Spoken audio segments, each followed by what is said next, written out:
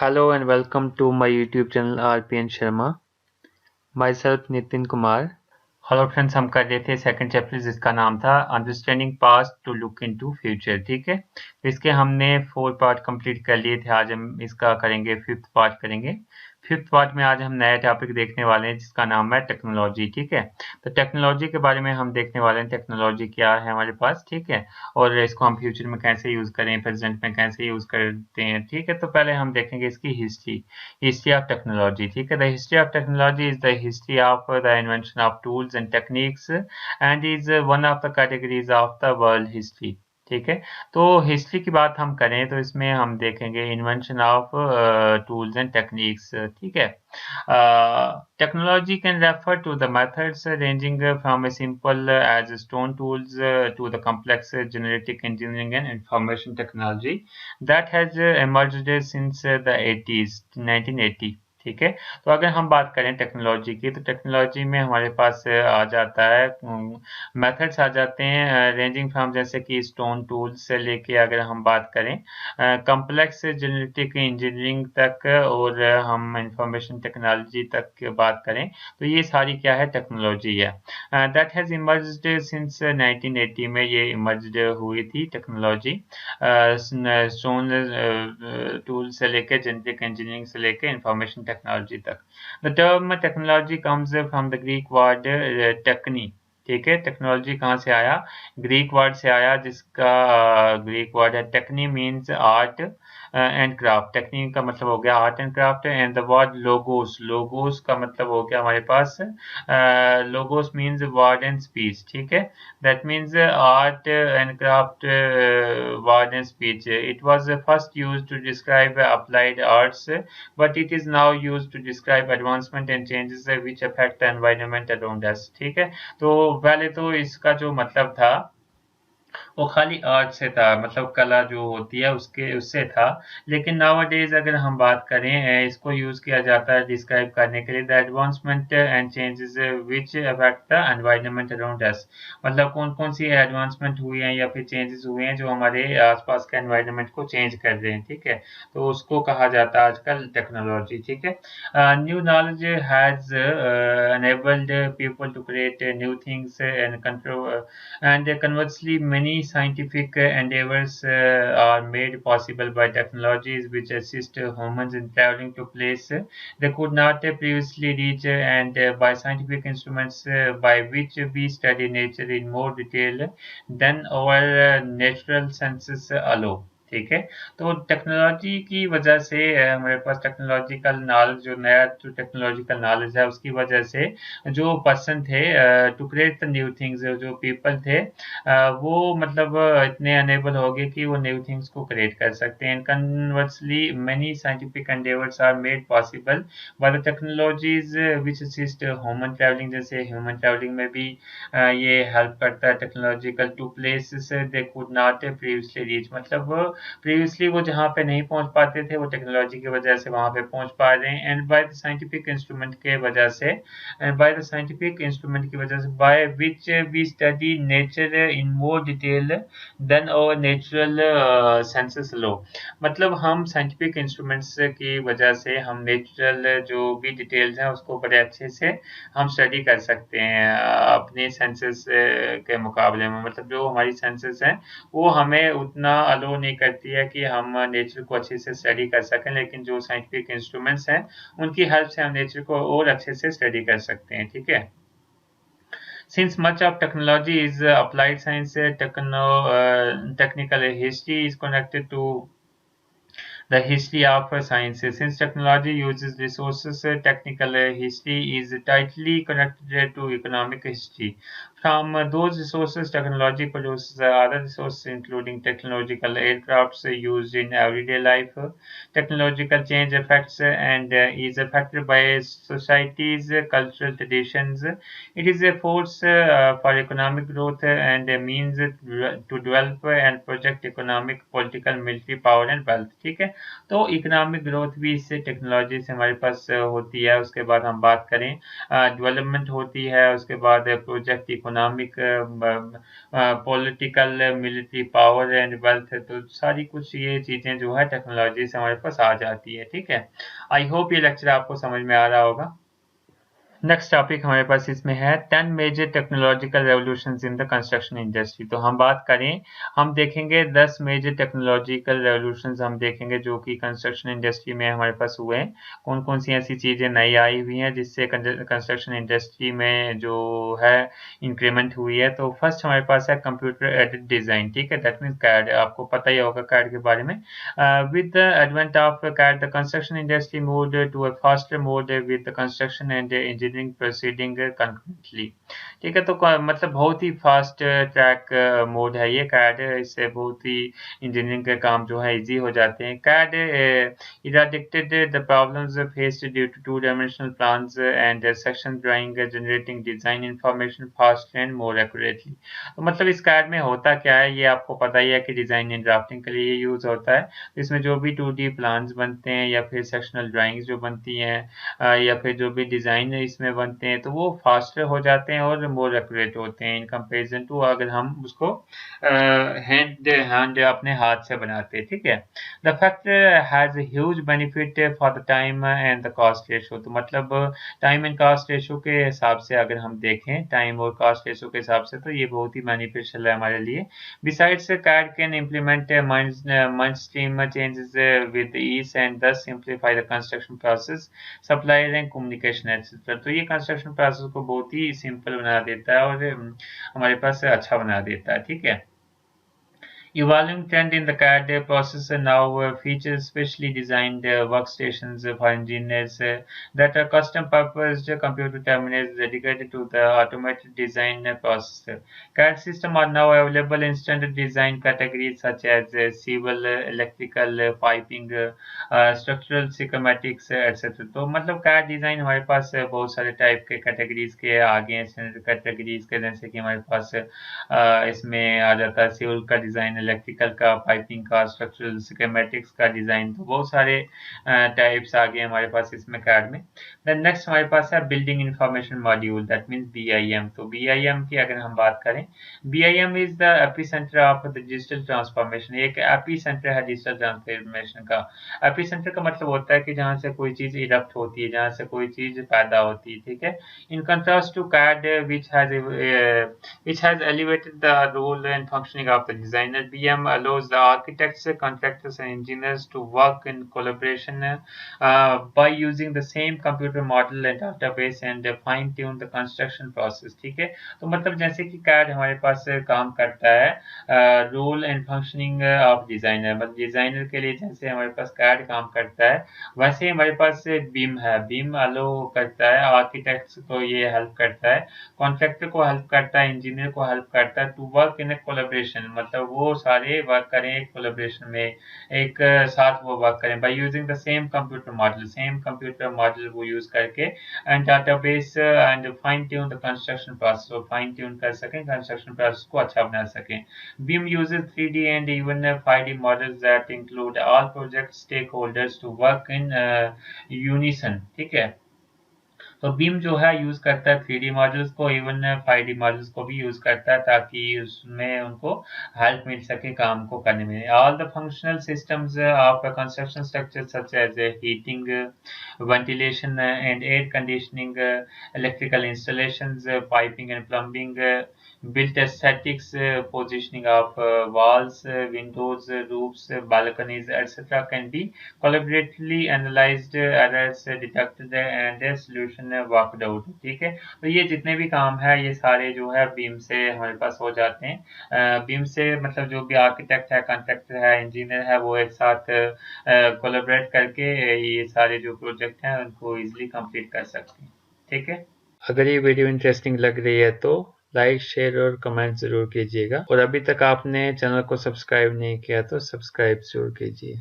Thank you. Next हम third point की बात करें, इसमें है प्री फैब्रिकेशन। प्री फैब्रिकेशन हमारे पास क्या होता है देख लेते हैं।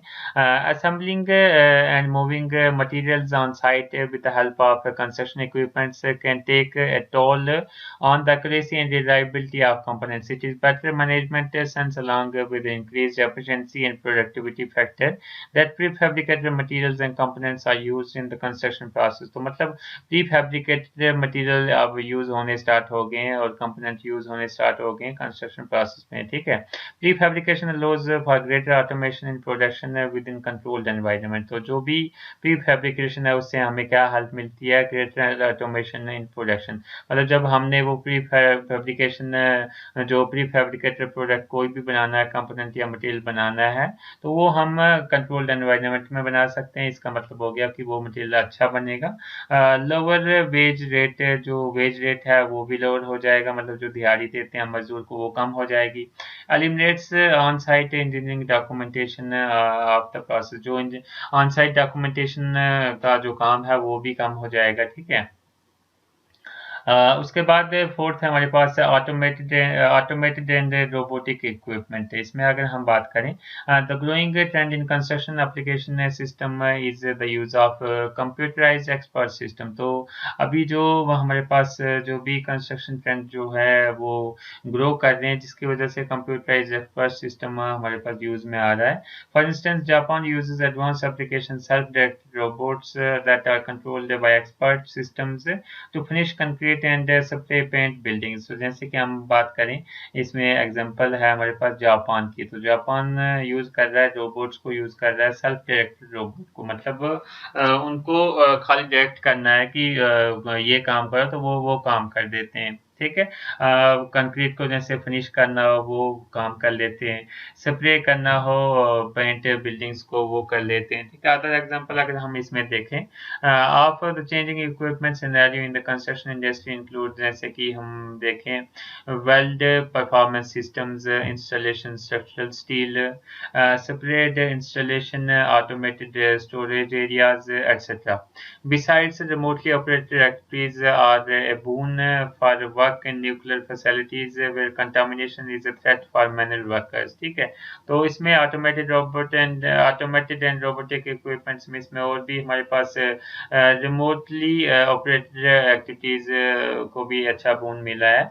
इसमें जैसे कि हमने वर्क करना हो न्यूक्लियर फैसिलिटीज में, तो अगर हम उसमें मैनुअली काम करेंगे तो वर्कर्स को वहाँ पे हार्म भी हो सकता है, लेकिन हम ऑटोमेटेड सिस्टम या रोबोट्स का इस्तेमाल करके हम अगर काम करें तो हम दूर से भी वो काम कर सकते हैं, ठीक है।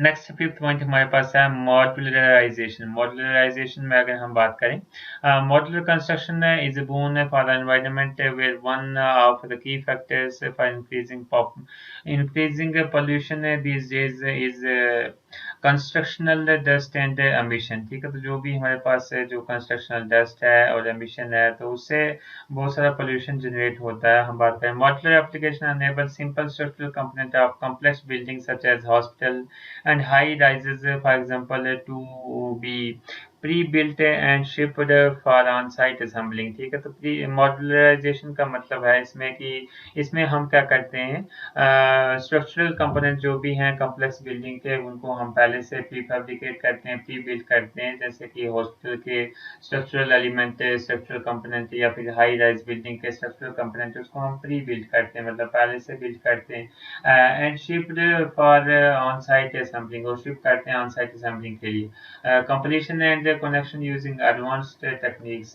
जो भी उसकी कनेक्शन है या फिर कंप्लीशन है वो एडवांस टेक्निक से होती है।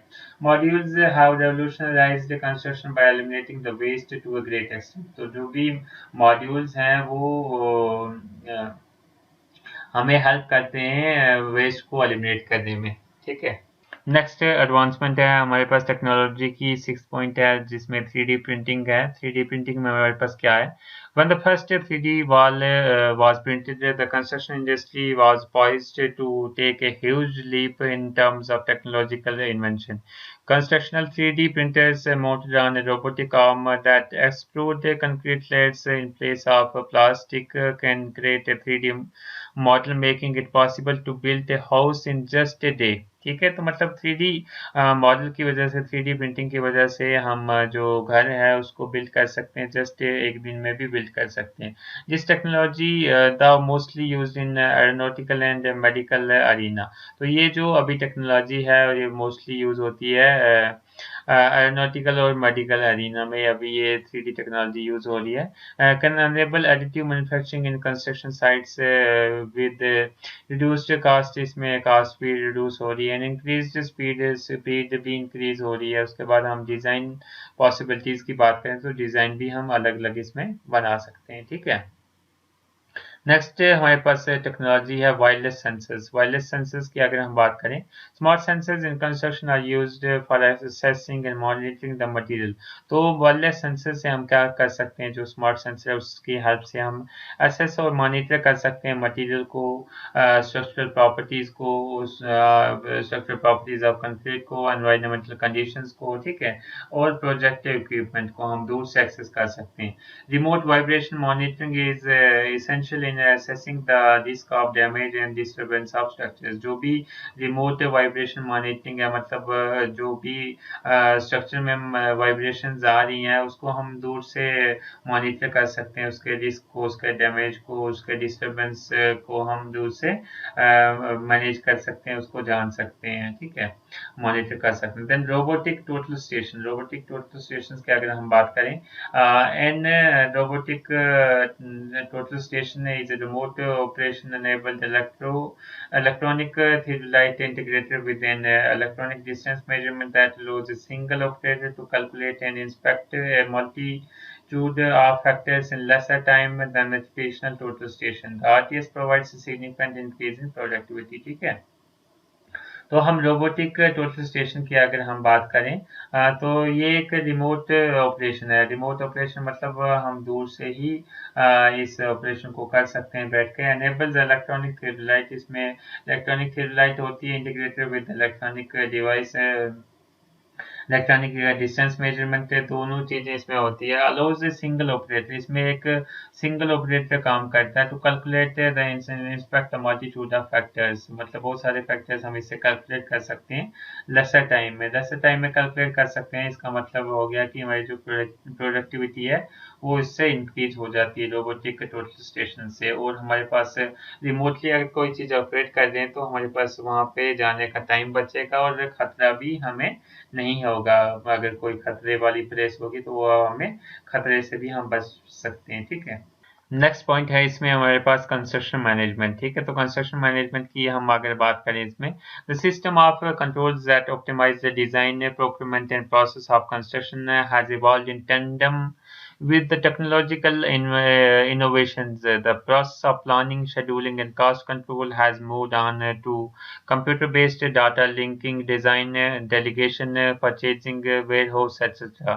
While manual labor shrinks with the devices taking control, management and staff have undergone upgrade as well. हम बात करें कंस्ट्रक्शन मैनेजमेंट की, दैट मीन्स कंस्ट्रक्शन को मैनेज करना। तो वो भी अभी जो कंस्ट्रक्शन को मैनेज करना है वो भी एडवांस हो गया। ठीक है, तो इसमें हम बात करें, इसमें planning, scheduling, process control, cost control, ठीक है, ये मूव हो गया computer based data linking design system पे। डेलीगेशन और परचेजिंग और वेयर हाउस, मतलब ये भी कंप्यूटराइज हो गया जिससे कि काम जो है इजी हो गया। ठीक है। नेक्स्ट हम बात करते हैं टेक्नोलॉजी की, वो है इंटरनेट। ठीक है, the role of internet in this revolution and continued innovations in the construction industry is a pivotal, मतलब बहुत इसका जो रोल है वो बढ़ गया है। द टेलीकम्युनिकेशंस, अगर हम बात करें telecommunication management software, cloud based collaboration, idea exchanges, ठीक है, the digital age has added this transformation the most. The future of the construction industry is being shaped by technology, changing the way built assets are designed, constructed, operated, and maintained. An industry which until recently was heavily reliant on manual labor and mechanical operating procedures is evolving, and the economic and social impact of this move will be consider substantial as well. ठीक है, तो ये सारे हमारे पास 10 point थे, ये हमने complete कर लिए। आई होप आपको सब पॉइंट समझ में आए होंगे। अगर आपको कोई भी डाउट हो तो आप कमेंट सेक्शन में पूछ सकते हैं। और अभी तक आपने चैनल को सब्सक्राइब नहीं किया है तो प्लीज़ सब्सक्राइब करें ताकि मैं आपके लिए ऐसी वीडियो लेक्चर ले आ सकूँ। Thank you. If you like the videos then like, comment, share and subscribe my YouTube channel.